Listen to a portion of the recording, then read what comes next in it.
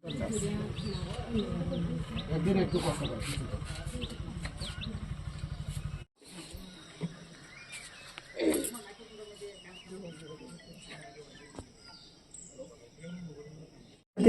তালা দিচ্ছে স্কুলে।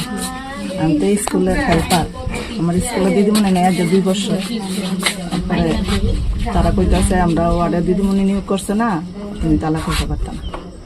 দিদিমণি যতদিন আমরা ওয়ার্ডের নিয়োগ না করে ততদিন তালা খুলে দিত। অন্য সেন্টারে অন্য ওয়ার্ডের দিদিমণি নিয়োগ করছে।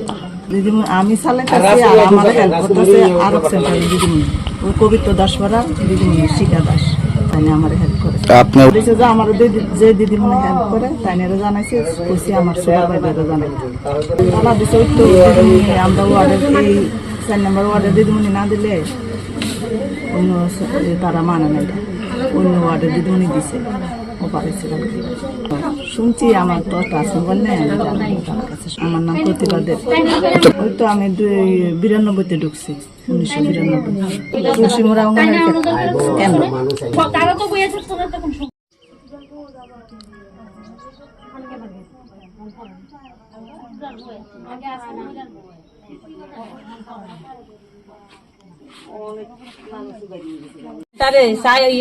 আজকা 2 বছর ধরে কোনো দিদিমণি নাই। না থাকার পরে যে আমাদের এই স্কুলে 60 জন আমাদের ইন্টারভিউ দিছিল, তো ওখানে যে কথা ছিল যে আমাদের যে ওয়ার্ডের অঙ্গনারী সেন্টার, এই সেন্টারের এই ওয়ার্ডের লোক নিয়োগ করার কথা ছিল, সরকারি নিয়োগ। এই জায়গায় এখন আমরা যে ওয়ার্ডে যদি যোগ্যতা না থাকতো তাহলে অন্য ওয়ার্ড থেকে আইনা নিয়োগ করতে পারতো, কিন্তু এই কারণে আমরা এই অঙ্গনারী সেন্টারে তালা দেওয়া হয়েছে। নিয়োগ করতে হবে, এই ওয়ার্ডে থেকে দিতে হবে, লোক থাকতে অন্য ওয়ার্ডের থেকে আনা হয়েছে।